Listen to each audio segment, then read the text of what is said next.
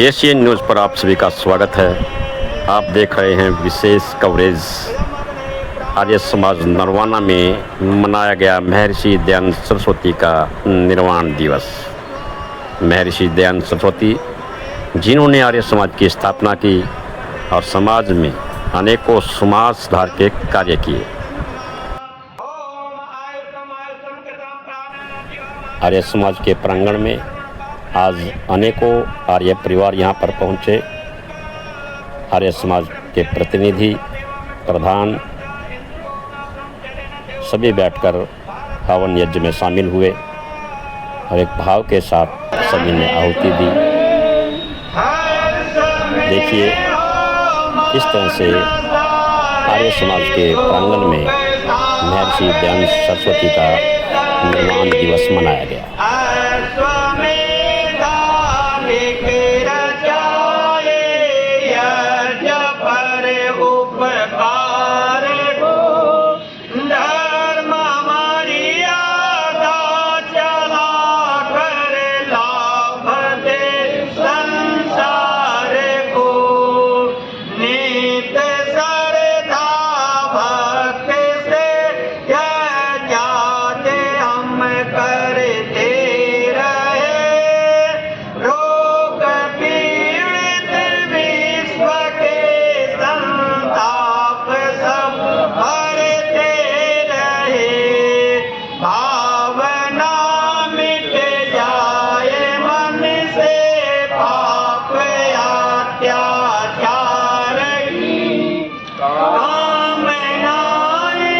मानसकामा धनधान्यम ऐश्वर्यम संकीर्तिं च वर्धया।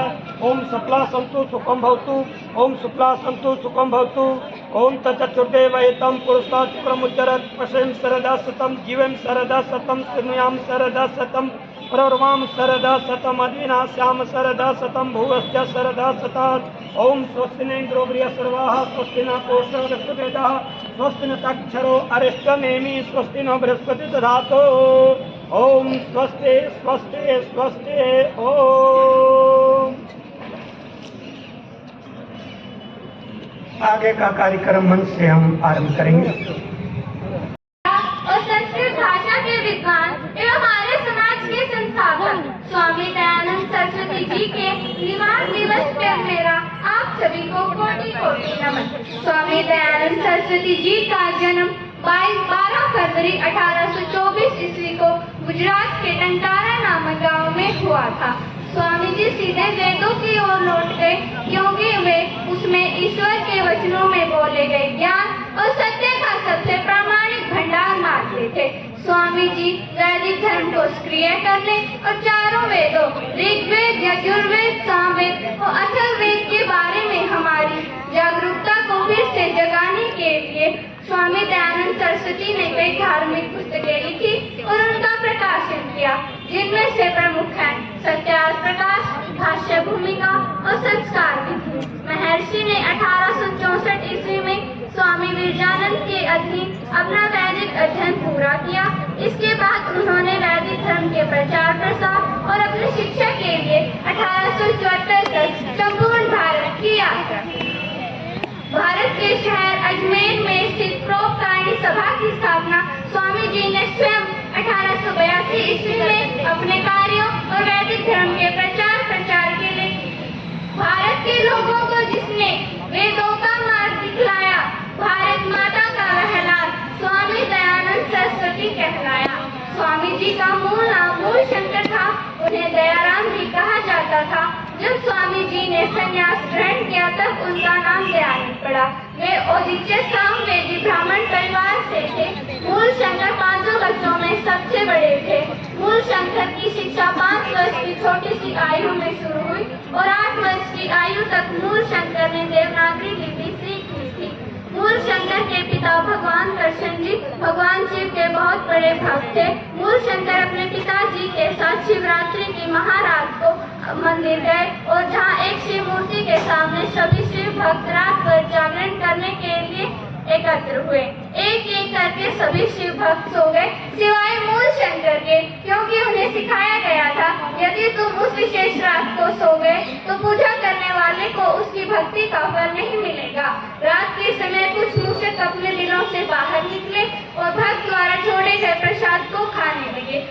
पंचमूषक मूर्ति पर भी चढ़ गए थे।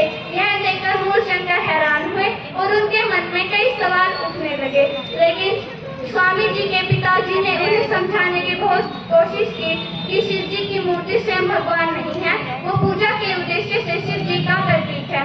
लेकिन मूलशंकर यह नहीं समझ पाए कि भारत के लोगों को स्वयं भगवान की बजाय मूर्ति की पूजा क्यों करनी पड़ती है। 22 वर्ष की आयु में स्वामी जी ने सच्चे ज्ञान की प्राप्ति के लिए घर का त्याग कर दिया। वे कई बुद्धिमान ऋषि मुनियों से मिले, लेकिन स्वामी विरजानंद एक अंधे ऋषि से बहुत प्रभावित हुए। स्वामी विरजानंद ने उनका मार्गदर्शन किया और उन्हें शिक्षा दीक्षा प्रदान की। स्वामी दयानंद सरस्वती ने 7 अप्रैल 1875 ईस्वी को मुंबई में आर्य समाज नामक एक हिंदू सुधार संगठन की स्थापना की। इसके 10 सिद्धांत भी बनाए गए जो हिंदू धर्म से बिल्कुल अलग थे, लेकिन वेदों पर आधारित थे। स्वामी जी के दर्शनों का वर्णन उनके 3 प्रसिद्ध योगदानों में मिलता है: सत्यार्थ प्रकाश, भाष्य भूमिका और वेद भाष्य भूमिका। इसके अलावा स्वामी जी द्वारा संपादित पत्रिका आर्य पत्रिका भी उनके विचारों को दर्शाती है।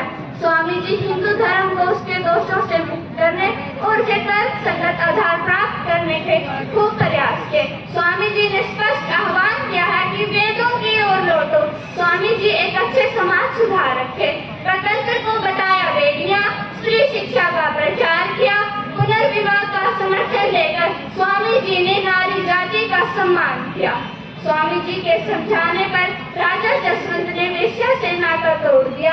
वेश्या ने क्रोधित होकर स्वामी जी के रसोइये से मिलकर उनके दूध में जहर मिला दिया, जिससे 30 अक्टूबर 1883 ईस्वी को दीपावली के दिन स्वामी जी की मृत्यु हो गई। इस पूरी घटना के संदर्भ में हमें यह पता चलता है कि इसके पीछे ब्रिटिश सरकार का हाथ है, अन्यथा स्वामी दयानंद सरस्वती जैसे लोकप्रिय एवं विश्व प्रसिद्ध व्यक्तित्व के खिलाफ साजिश करना एक नर्तकी के लिए संभव नहीं है।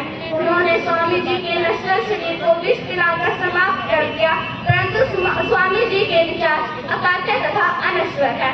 आज हम सभी स्वामी जी के विचारों और उनके जीवन से प्रेरणा लेकर अपने जीवन और अपने समाज को नई दिशा दें।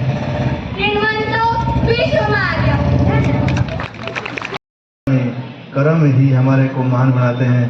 तो गीता में भी कर्म का सिद्धांत है, वेद में भी कर्म का सिद्धांत है।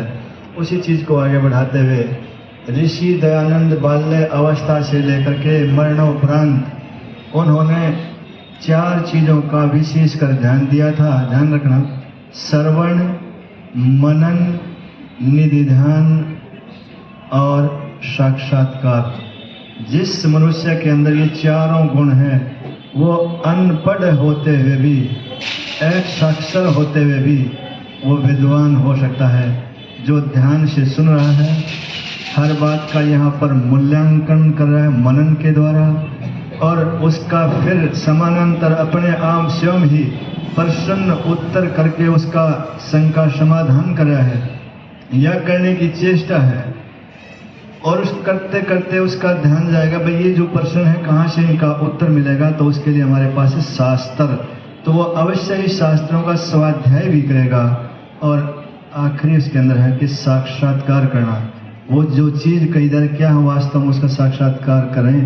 ऋषि दयानंद ने जिस समाज की रचना के लिए इस लोगों को प्रेरित किया था, आज वो समाज उतना बलशाली संगठित नहीं है, और जो उद्देश्य था वो भी पूरा नहीं हो रहा।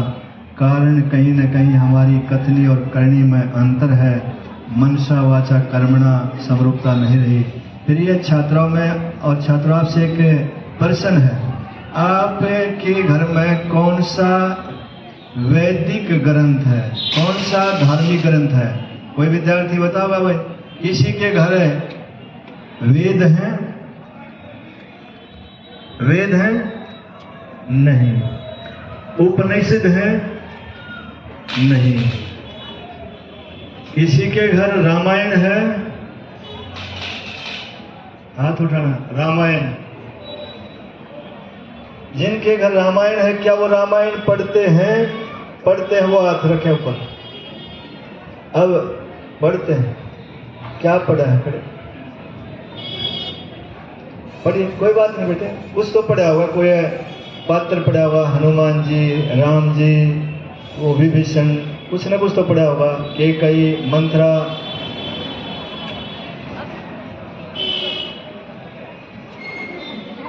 चलो कोई बात। हाँ भाई, अगला विषय हमारा बैठ जाए। धन्यवाद बेटे। महाभारत किसके घर में है? महाभारत किसी के घर में नहीं। ये बहुत बड़ा एक प्रपंच था।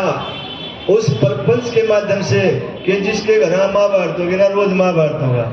इन मूर्खों को ये नहीं पता, जो आदमी महाभारत का अध्ययन करेगा, मनन करेगा, स्वाध्याय करेगा, वो राष्ट्र का निर्माण करेगा। ऋषियों ने स्पष्ट कहा है कि जो मनुष्य स्वाध्याय करेगा, विशेषकर आर्ष ग्रंथों का, वही राष्ट्र का निर्माण करेगा। अब आगे बढ़ते हैं। महाभारत किसी के नहीं। आप में से किसी शिक्षक या शिक्षिका के घर में कोई हाथ उठा के बताएंगे? आप आर्य समाजी हैं सभी?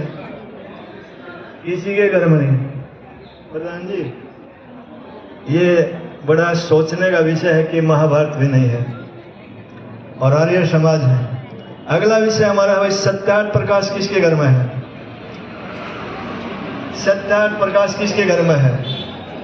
क्या सत्यार्थ प्रकाश आप पढ़ रहे हैं? रखना नहीं, पढ़ना है। कौन सा भाग पढ़ा है, कैसे पढ़ा, उसका क्या आपने अर्थ निकाला, और वो पढ़ के बच्चों को या समाज को उसका कोई फायदा हुआ नहीं हुआ? ये अलमारियों की शोभा बढ़ाने के लिए ग्रंथ नहीं होते हैं, ये आत्मा की पवित्रता के लिए, समाज में जागृति के लिए हुआ करते हैं। और ऋग्वेद आदि भाष्य भूमिका किसी के घर में है? संस्कार विधि है। ये बड़ी विडंबना है कि आर्य समाज के कार्यकर्ता हैं, आर्य समाज का संस्था है, और हमारे आर्य पुत्र और पुत्रिकाओं के पास आर्य समाज का जो एक मूल ग्रंथ है सत्यार्थ प्रकाश, ऋग्वेद आदि भाष्य भूमिका और संस्कार विधि, ये तीनों अवश्य होने चाहिए। रामायण और महाभारत भी होने चाहिए, और गीता और उपनिषद, ब्राह्मण, अरण्यक और जितने वेद हैं कहीं न कहीं होना चाहिए इनका सांगोपांग अध्ययन। अगर हमने ये नहीं किया तो हम ऋषि दयानंद के वेद मार्ग को कैसे जानेंगे, कैसे मानेंगे, कैसे समझेंगे? इसलिए कोशिश करो आप अपने एक जो जोड़ी कपड़े कम सिलवा लें, लेकिन आए साल एक ग्रंथ लेकर के आना है और उसका स्वाध्याय करना है। तभी आप ऋषि दयानंद के किए हुए कार्यों के प्रति अपनी कृतज्ञता को प्रमाणित कर पाएंगे। तो प्रिय छात्र और छात्रा और समाज से भाई बंधु, मेरा और आपका, हम सबका उद्देश्य है कि ऋषि दयानंद ने जो मार्ग दिखाया था कि हम आर्य बने। आर्य बनने के लिए पहली ही जो पीढ़ी है, मतलब पहला जो आधार है वो स्वाध्याय है। जब वो स्वाध्याय हम किसका करेंगे जब है नहीं हमारे पास लड़ने के लिए अस्त्र नहीं है, शस्त्र नहीं, तो बताओ कहाँ से लड़ाई लड़ेंगे? हमारे पास कोई स्ट्रेटजी नहीं है, कोई व्यू रचना नहीं है, तो कैसे आगे समाज के अंदर फैली विसंगतियों का समाधान करेंगे? तो कम से कम कोशिश करें भाई, और नहीं तो हम कोशिश करेंगे प्रधान जी से भी, अपनी संस्था से, कि भाई सत्यार्थ प्रकाश, ऋग्वेद आदि भाष्य भूमिका या संस्कार विधि, इनमें से एक हर आर्य के परिवार में होनी चाहिए। क्योंकि अगर ऋषि दयानंद ने जो सत्यार्थ प्रकाश दी है, उन्होंने खुद कहा है कि आज अगर हमारे 11वें समोल्लास में लिखा हुआ है, काश हमारी जो विद्या राजा भोज के समय पुष्कल हवा देने वाले यंत्र थे और कबूतर जैसे विमान थे, जैसे साइकिल है नहीं, मोटरसाइकिल आज घर घर हो रही है, ऐसे ही विमान थे। अगर वो ज्ञान और विज्ञान की परंपरा और वो संसाधन आज हमारे पास होते तो अंग्रेज यूं ही डींग ना हाँकते। और ये डींग इसलिए हाँक रहे हैं भाई, हम अपने पूर्वजों के बताए हुए मार्ग पर चल नहीं रहे। कथनी करनी में अंतर होगा तो आपकी आत्मा का प्रभाव पड़ेगा ही नहीं। आत्मा का प्रभाव जब पड़ेगा जब आप परमात्मा के दिए गए मार्गदर्शन के अनुसार उसके ज्ञान का अनुपालन और अनुसरण करेंगे। तो एक संकल्प लें भाई, सत्यार्थ प्रकाश अवश्य पढ़नी है। 2 मिनट 4 मिनट एक पेज रोज पढ़ोगे तो आप देश के बारे में सोचोगे, क्योंकि देश को आज बहुत बड़ा खतरा है। बाहर से नहीं, अंदर से ही है। राक्षस अंदर है, गद्दार अंदर है, धोखेबाज छल कपट अंदर है। उस अंदर के रावण को खत्म करना। रावण भी एक नैतिक और मर्यादित रहा है, लेकिन आज के जो रावण और कुंभकर्ण या जो भी दुर्योधन है, इनके अंदर राष्ट्र की नहीं, परिवार की नहीं, समाज की नहीं, स्वयं की नहीं, कोई चिंता नहीं है। ये तो आग के अंदर जैसे पतंगा जा रहा है कि मरना ही है, बस मरने के लिए आए हैं, खाए पिए और चले गए। ये नहीं चलेगा। क्योंकि चारों तरफ से पूरी दुनिया सजग है कि इस राष्ट्र का किस प्रकार बंटाधार किया जाए, विशेषकर नौजवानों का। अधिकतर जो मैं एक दिशा निर्देश मतलब अपने गुजरात से एक रहनुमा आया, ऋषि आया, मुनि आया कि कोई देवता आया, देवता आया, इस भारत का भाग्य विधाता आया, जिसने गुजरात से एक दीपक जला था कृष्ण जी के घर, उस एक दीपक ने लाखों दीपक जला दिए और उन लाखों दीपकों ने मिलकर के अंग्रेज यहाँ से भगा दिए। ये था महर्षि दयानंद का करिश्मा, जो आप इस पंडाल में बैठे हैं, यहाँ नहीं बैठे पाते, कहीं मुल्ला की बांग देते या किसी चर्च में बैठे पाते। दयानंद ने दोबारा से हिंदू जाति को जगा दिया और बिना मेल के ये हिंदू लुटती पिटती रही हजारों साल। एक ऋषि ने आकर के जगाया और क्या संदेश दिया। भाई असत्य विद्या का बल बढ़ता और वेद नीति विस्तार न होती और किसी दयानंद न आते तो भारत की नैया पार न होती। असत्य विद्या का बल बढ़ता वेद नीति विस्तार न होती, ऋषि दयानंद न आते तो भारत की नैया पार न होती, भारत की नैया पार न होती। क्यों? भाई कल्पित ग्रंथों को पढ़ते थे, वेद ज्ञान को भूल गए, दीनहीन बनदास गैर के स्वाभिमान को भूल गए, जगवंशक बन पंच श्रेष्ठ सज्जन गुणवान को भूल गए, गुरु घंटाल को लगे पूजने और सद्विद्वान को भूल गए। भाई स्त्री शूद्रों की वाणी से, भाई स्त्री शूद्रों की वाणी से मंत्रों की गुंजार न होती, ऋषि दयानंद न आते तो भारत की नैया पार न होती। असत्य विद्या का बल बढ़ता वेद नीति विस्तार न होती और ऋषि दयानंद न आते तो भारत की नैया पार न होती। कैसे? मिथ्या मत वाणी ढोंगी जग जनता को बहकाते थे, धर्म आडंबर निशिवासन माल मुक्त का खाते थे, धर्म धनी योगी दयानंद ने इस पर दृष्टि जमा दी और तथा कथित विद्वानों की दुनिया में हलचल मचा दी। और विद्या की नगरी काशी में, माई विद्या की नगरी काशी में पाखंड दल की आर न होती रे, ऋषि दयानंद न आते तो भारत की नैया पार न होती। जब महर्षि दयानंद ने काशी के अंदर पाखंडियों को पसारा तो अमेरिका इंग्लैंड के फाइनल पर जैसे पत्रकारों ने उसमें उसकी वो लिखा, एक ऋषि आया है जिसने रूढ़िवाद पे कुल्हाड़ा चलाया है। तो ऐसा था मेरा गुरुदेव दयानंद। और मनमानी चलती थी यहाँ पे धर्म के ठेकेदारों की, और बेवा दुखिया अनाथ रोते सुनता कौन बेचारों की, अनगिन चिता धधकती यौवन भेंट चढ़े अंगारों की। सती प्रथा याद कर लो, एक लड़का बीमार होकर के गुजर गया, उसकी धर्म पत्नी का क्या कसूर है? जबरदस्ती ढोल बजा के बांसों की खोज मार मार के अग्नि में जला दिया करते थे। ये पाखंड नहीं तो क्या था, अत्याचार नहीं तो क्या था। इस अत्याचार के खिलाफ महर्षि उठा और लड़ा, और आज उसका परिणाम है आप इस भेष में बैठे हो आजादी में। और राज स्वदेशी सर्वोपरि है, चेतना का उपदेश दिया भाई। राज स्वदेशी सर्वोपरि है, चेतना का उपदेश दिया। डोलू गिर लंदन की कुर्सी, जागृत अपना देश किया। आर्य समाज ने स्वतंत्रता हित बढ़कर भाग विशेष लिया भाई। आर्य समाज ने स्वतंत्रता हित बढ़कर भाग विशेष लिया। लाठी गोली फांसी खाकर माँ का दूर कले से किया। हाँ, लाठी गोली फांसी खाकर माँ का दूर कले से किया। और गोरी सेना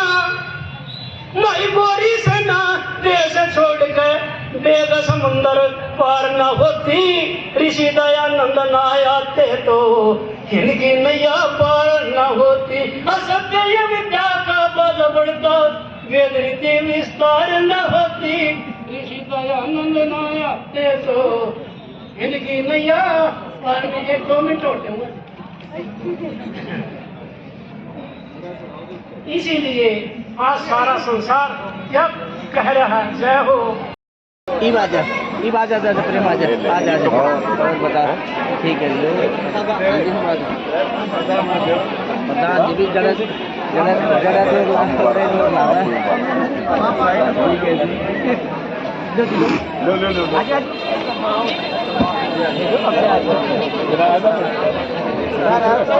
मैडम बच्चे ये लड़कियां जो है इधर से पहली पंक्ति।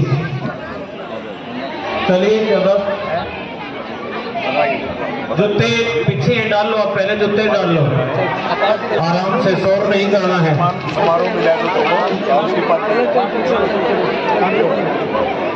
लाइव चल रही है,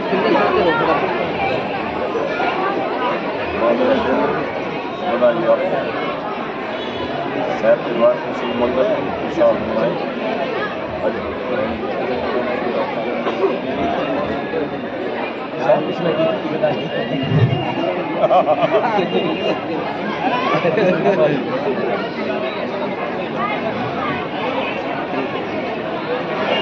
हो गया भाई, सबका मंगल सभी को अपने कार्य को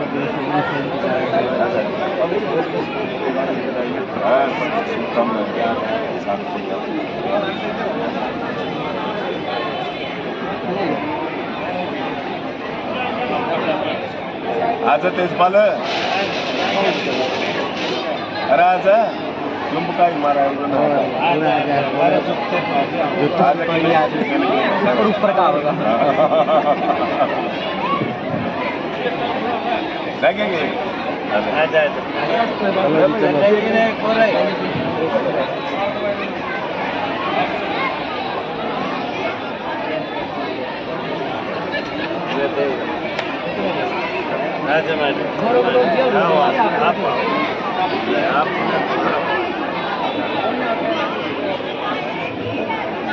होगा क्या नहीं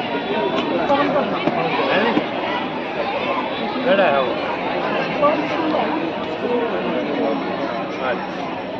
वो ले जा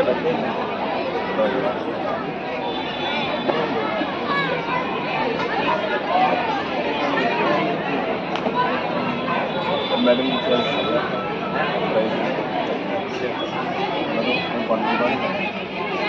हो गया हो गया।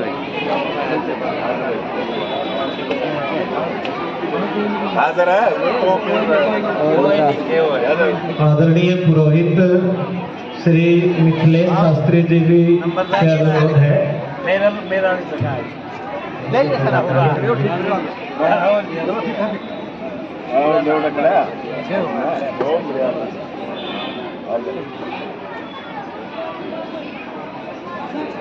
क्या नहीं भाई, तेजपाल उड़ना पहला क्यों पढ़ा है।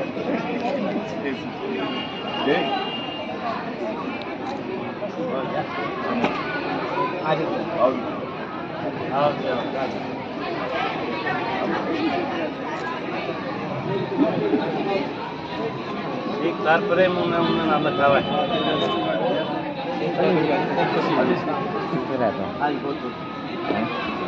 हमारे लिपिक हैं श्री गौरव जी और श्री मनोज जी, उनसे भी अनुरोध है कि मंच पर आ रहे हैं।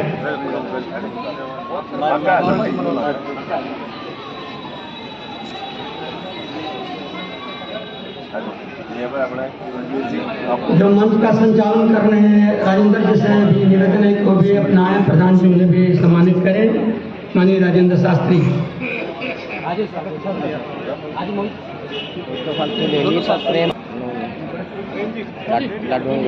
प्रेम जी तो जाना करो आप।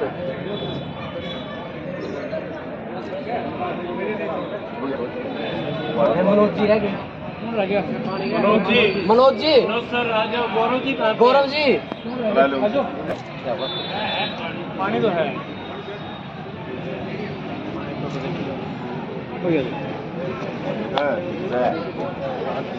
कैसे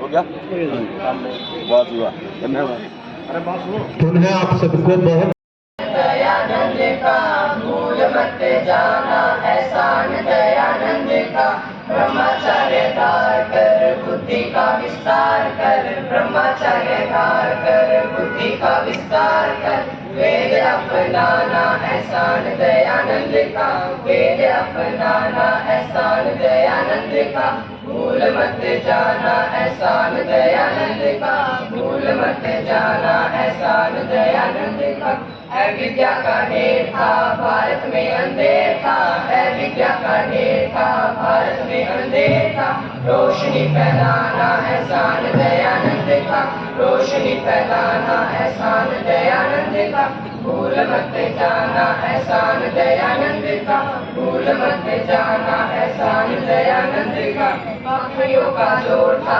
मचा हुआ शोर था बकरियों का जोर था मचा हुआ शोर था सबको हराना एहसान दयानंद का सबको हराना एहसान दयानंद का भूल मत जाना एहसान दयानंद का भूल मत जाना एहसान दयानंद का बच्चे की शादियाँ होती थी बर्बादियाँ बच्चे की शादियाँ होती थी बर्बादियाँ दोष बतलाना एहसान दयानंद का दोष बतलाना एहसान दयानंद का भूल मत जाना एहसान दयानंद का भूल मत जाना एहसान दयानंद का कोई ना अधिकार था हमारी अत्याचार था कोई ना अधिकार था हमारी अत्याचार था लड़कियां पढ़ाना एहसान दयानंद का लड़कियां पढ़ाना एहसान दयानंद का भूल मत जाना एहसान दयानंद का भूल मत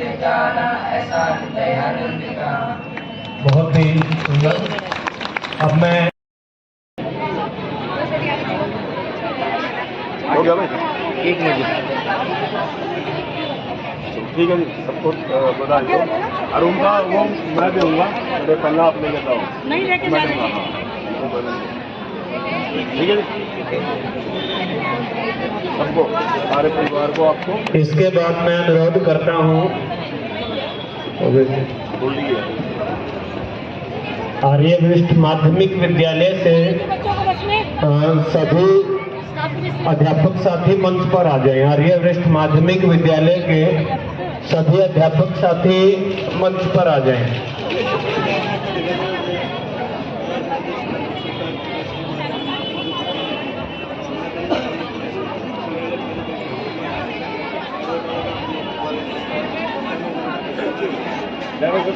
आगे बढ़ा दो आ जाइए, जल्दी आ जाइए सभी।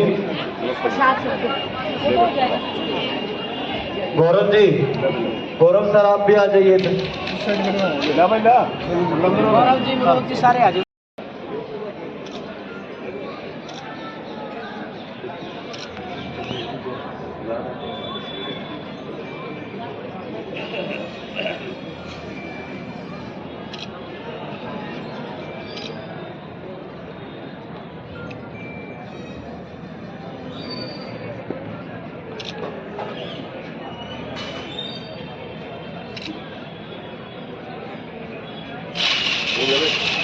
आ जो आ रही है बच्चे आ जाओ भाई आ जाओ भाई जिन्होंने